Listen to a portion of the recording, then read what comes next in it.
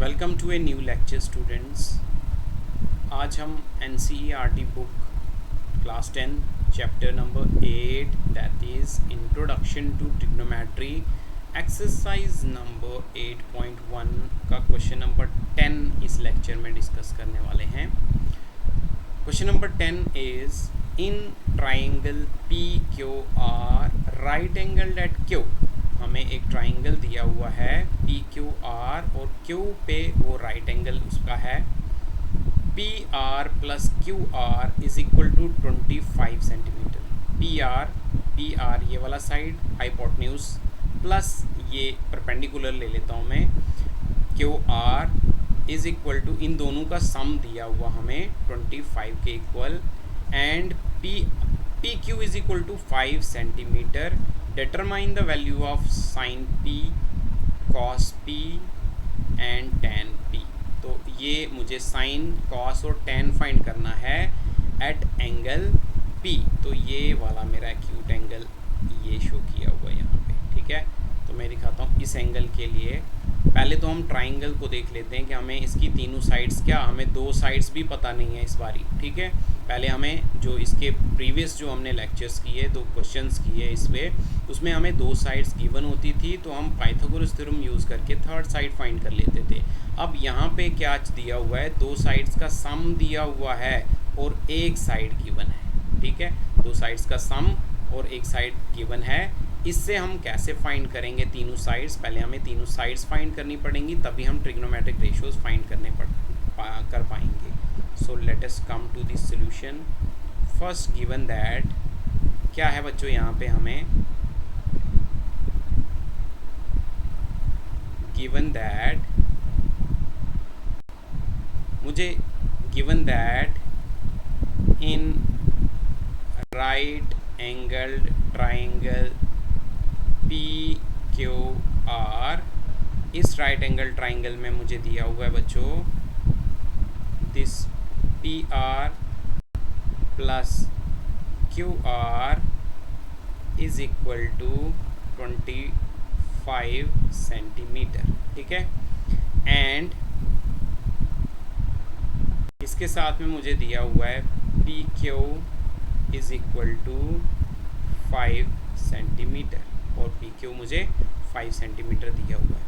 अब इसको थोड़ा सा मैं चेंज करके लिखूं तो इसको मैं लिख सकता हूं कैसे, मैं लिख सकता हूं this PR is equal to 25 minus QR। बच्चों मैंने कुछ नहीं किया, ये QR को ट्रांसपोज करके मैं दूसरी साइड ले आया, प्लस QR था ये बन गया माइनस QR, ठीक है।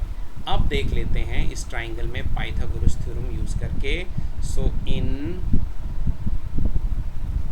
राइट ट्राइंगल PQR यूजिंग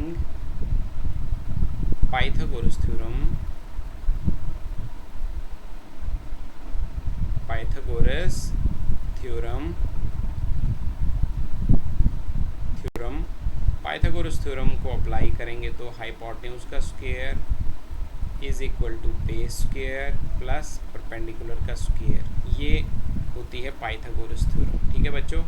तो यहाँ पे अब मैं हाइपोटेन्यूज की बात करूँ तो राइट एंगल Q पे था तो हाइपोटेन्यूज मेरा बन गया PR, ये उसके अपोजिट वाली साइड जो होती है, ठीक है। तो बन गया मेरा PR। So PR whole square will be equal to base is my PQ square plus perpendicular is my QR square, ठीक है वैल्यू। अब इसके बाद हम क्या नेक्स्ट स्टेप में इसकी वैल्यू सब्स्टिट्यूट करेंगे तो यहाँ पे मुझे दिख रहा है किसकी वैल्यू है, PR की वैल्यू है 25 माइनस QR। तो PR की जगह पे मैं लिख लेता हूँ बच्चों यहाँ पे 25 माइनस QR का whole square which is equal to PQ का वैल्यू मुझे पता है 5, तो इसको मैं लिख लेता हूँ as it is 5 square plus QR नहीं पता है तो इसको मैं एज इट इज़ लिख लेता हूँ क्यू आर का होल स्क्वायर। ये इम्प्लाई करने वाला है, यहाँ पे देखो बच्चों आइडेंटिटी लग रही है यहाँ पे a minus B whole square, a minus B whole square, so it will be equal to a square means 25 square, ठीक है, plus b square plus Q R whole square b square, ठीक है, और minus 2 into a means 25 into b means Q R, ठीक है। a minus B whole square is a square plus b square minus 2ab and is equal to whatever we are having here, 5 square is 25 plus QR whole square, QR whole square, ठीक है। Further simplify कर लेते हैं इसको, तो 25 square is 25 is 625 plus QR square तो जो है बच्चों वो रहेगा QR का होल स्क्वायर, ठीक है, माइनस 25 2 ज़ा 50 QR equal to 25 plus QR whole square. बच्चों देख लीजिए मेरे लेफ्ट हैंड साइड पे QR होल स्क्वायर प्लस का है और राइट हैंड साइड पे भी QR होल स्क्वायर प्लस का है, तो इक्वल टर्म्स अपोजिट साइड्स पे cancel each other, so this will be equal to now. अब इसमें से भी मैं ट्रांसपोज कर देता हूँ टर्म्स को, तो मैं ये 625 को इस तरफ शिफ्ट कर लेता हूँ, तो मेरे पास बचा यहाँ पे minus 50 QR is equal to, यहाँ पे मेरे पास 25 था और जब मैंने 625 को ट्रांसपोज कर दिया तो बन गया माइनस 625। यहाँ से मैं फिर कैलकुलेट करूँ तो बनेगा minus 50 QR is equal to 25 में से माइनस किया 625 तो माइनस 600 ही रहा मेरे पास। ये फर्दर क्या इम्प्लाई करेगा बच्चों, हम यहाँ से QR की वैल्यू फाइंड करने वाले हैं, QR इज इक्वल टू minus 600 upon minus 5050, minus minus भी कैंसिल हो जाएगा, 10 से 0 zeros भी कैंसिल हो जाएंगे एंड 5 12 ज़ा 60, तो ये मेरा वैल्यू कितना आ गया 12 किसका, तो यहाँ से मुझे पता चल गया मेरा जो QR है that is equal to 12 centimetre. तो QR कहाँ पे है मेरा QR, ये मुझे पता चल गया कितना है 12 सेंटीमीटर। देख लीजिए बच्चों, इसको मैं इस वैल्यू को 1 इक्वेशन रखूं या इसको मैं पुट करूंगा जब मैं यहाँ इस रिलेशन में, तो अब इस रिलेशन का रेफरेंस आ रहा है तो मैं इसको 1 लिख लेता हूँ और इसको मैं 2 लिख लेता हूँ, ठीक है। तो मैं अब नेक्स्ट स्टेप में क्या करने वाला हूँ, मैं वैल्यू फाइंड करने वाला हूँ PR की, तो मैं लिखूँगा put QR which is equal to 12 centimeter in equation number 1, इसको मैंने अभी नाम दिया इक्वेशन नंबर 1 क्योंकि ये हमें यूज़ में आ रही है ना। So what we will get PR